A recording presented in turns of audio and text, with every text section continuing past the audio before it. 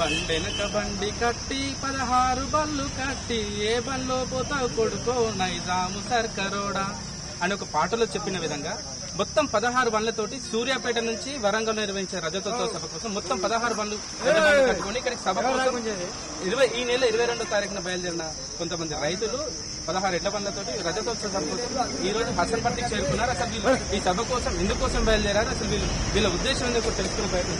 ఇప్పుడు చెప్పండి, మీరు మొత్తానికి ఎంతమంది బయలుదేరారు, ఏ రోజు బయలుదేరారు, అసలు ఎందుకోసం బయలుదేరారు చెప్పండి. సార్ మాది సూర్యాపేట జిల్లా వేసాత్మకూరు మండలం.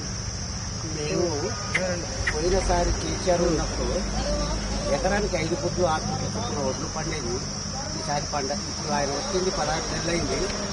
ఒక బోర్ జలాలు కూడా ఎండిపోయినాయి. దాని గురించి 22వ తారీఖున బయలుదేరినాం. 22వ తారీఖున బయలుదేరితే ఇవాళ ఈ ఊరు మాకు తెలియదు. ఈ ఊరికి వచ్చినాము. మేము స్పష్టంగా కేసీఆర్కు అభిమానంగా బండి కట్టుకుని మొత్తం ఎంతమంది రైతులు? 16 మంది. ఈ బండికి 2 వచ్చినాం.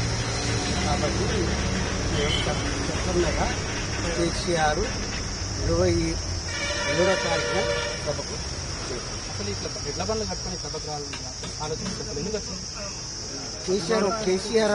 కేసీఆర్ ఉన్నప్పుడు నీళ్లు వచ్చినాయి కాబట్టి మేము మా అభిమానంగా మేము ఇప్పుడు కాంగ్రెస్ పార్టీ కూడా కేసీఆర్ ఉన్నప్పుడు రైతులు మొత్తం నిర్లక్ష్యం చేసి రైతులకు నీళ్లు ఇవ్వలేదు, వాళ్ళకి ఎలాంటి ఉపయోగం లేని పనులు చేస్తారు.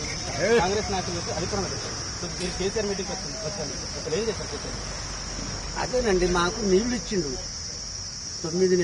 9 నెలలన్నర మాకు జలాలు బోర్ జలాలు బావులు బోర్లు మే నెలల్లో నీళ్లు వచ్చినాయండి.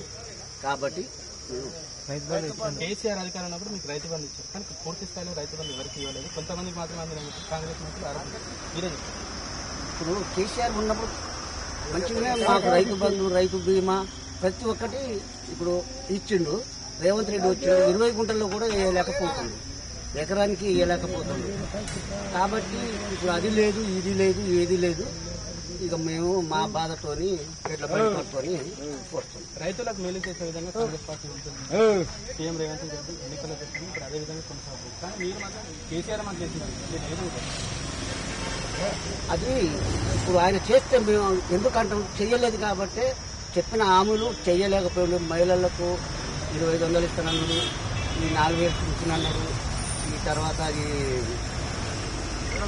రుణమాఫీ చేస్తానన్నాడు, రుణమాఫీ చేయలేదు. పోయి కళ్యాణం అది పెళ్లి పిల్లలకు కళ్యాణం అది ఇయ్యలేదు. కాబట్టి మాకు ఆయన భరోసా లేదు. మేము టీఆర్ఎస్ పార్టీ ఓడిపోయిన తర్వాత కేసీఆర్ అసలు జనాలలో కాదు, జనాలు పట్టించుకోలేదు. ఇప్పుడు మీటింగ్ పెట్టి జనాలకు ఏం చేస్తారని కొంతమంది దానికి మీరేం చెప్పారు? మాకు ఆయనే అభిమానం, అందుకని మేము ఇప్పుడు ఈ సభతోటి కేసీఆర్ ఏం చెప్తారు అనుకుంటారు? ఇప్పుడు ఏం చెప్తాడో అనే దాన్ని బట్టే మేము వచ్చినాం. మీరేం కోరుకుంటారు? మేము కోరుకునేది మాకు వచ్చే రైతులకు ప్రతి ఒక్కటి కాంగ్రెస్ పార్టీ అధికారంలో వచ్చాక పూర్తి స్థాయిలో రైతులను నిర్లక్ష్యం చేసే విధంగా వ్యవహరిస్తున్నాము. అంతేకాకుండా మేము నమ్మి 6 గ్యారెంటీలు 420 హామీలను నమ్మి వాళ్ళకి నమ్మి ఓటు వేస్తే మమ్మల్ని నిర్దాక్ష్యంగా మాకు నష్టపరిచే విధంగా కాంగ్రెస్ పార్టీ వ్యవహరిస్తుంది. కేసీఆర్ ఎప్పటికైనా కూడా రైతులకు శ్రీరామకృష్ణ కేసీఆర్ ఉంటారని వీళ్ళు చెప్తున్నారు. Camera person Bhikshapathi Rahul మెగనంటి.